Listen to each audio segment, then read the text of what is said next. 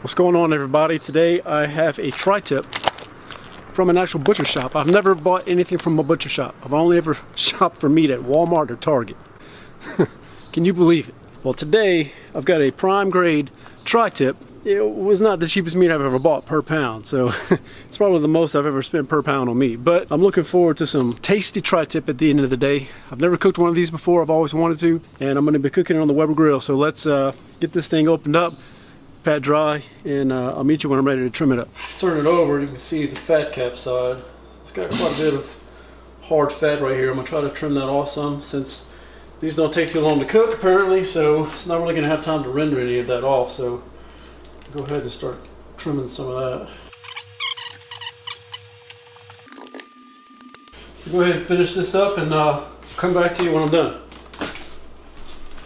Alright, so I finished trimming that fat cap off.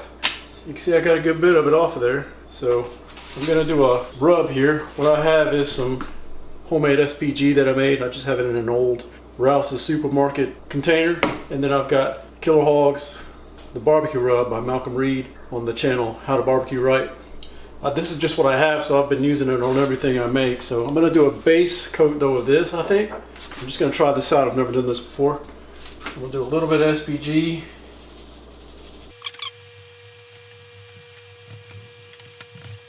And then I'm going to follow it up with the barbecue rub. Alright, I think that'll do for now. So we'll let it sit here and sweat it out. Look at that, I moved it off frame. Here you go. We'll let it sit here for a minute while I get the grill set up, and then we can get it on the grill.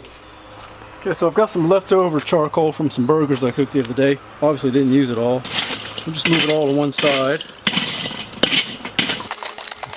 Now, I don't have a slow and sear or anything like that, so this is just what I'm going to have to do. I want one, but I just never gotten one. What I'm going to do is light a little bit of charcoal in the chimney and pour that on top of this, and that'll slowly burn around. It's not going to take very long to cook this tri-tip, so I think I should have plenty here in order to do that. Let me get some charcoal there.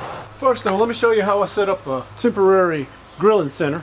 You need two things: a trash can and a piece of plywood. Done.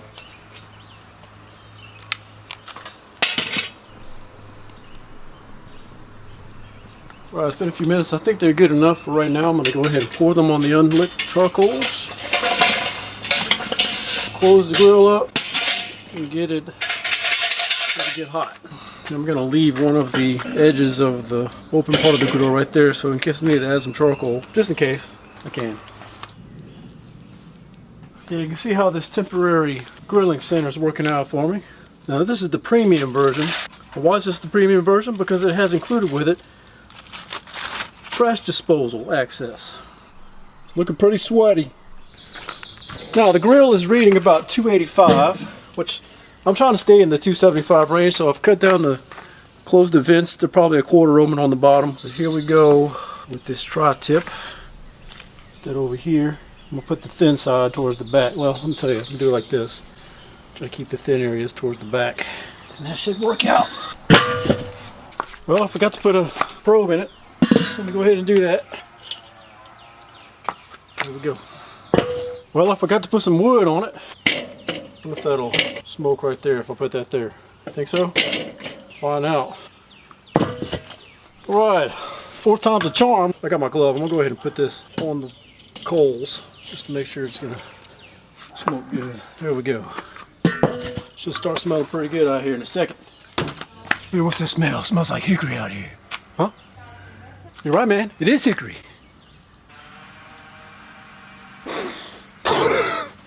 Alright, you can see the grill's 291. I really can't get the vents any more closed than what they are. I mean, they're really, really closed.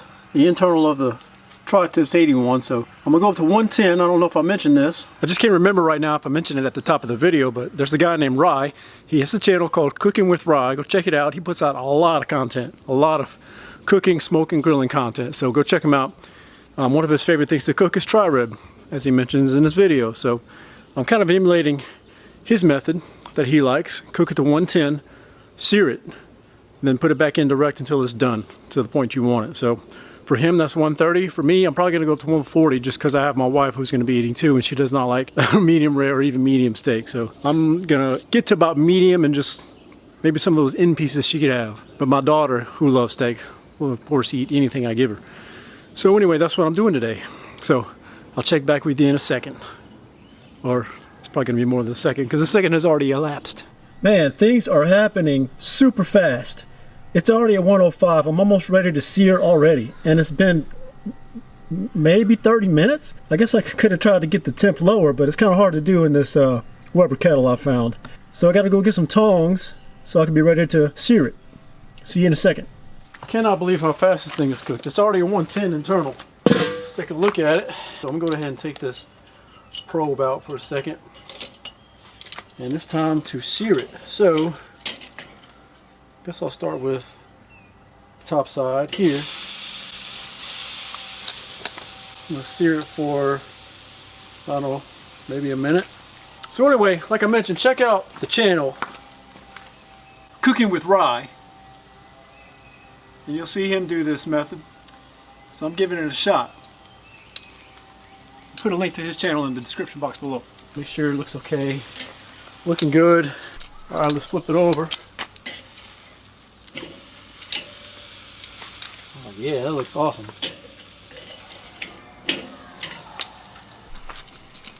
Alright, let's flip it back over again. A couple times. Get some of that fire from the hickory. It's alright.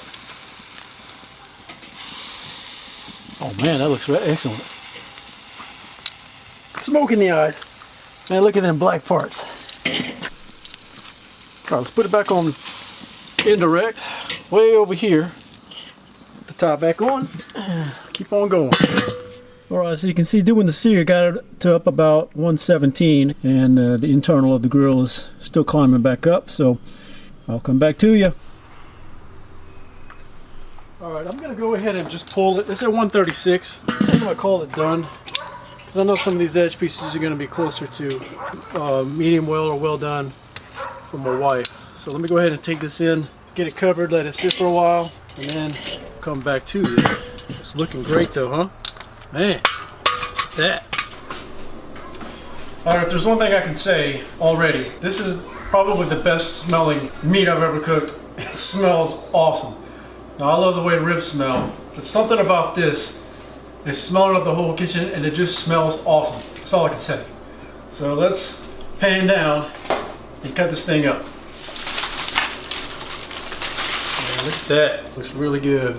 Ooh, already got a lot of juice. Let's go ahead and cut it. Oh man, look at that. That looks stinking awesome. We cut a piece off of this one.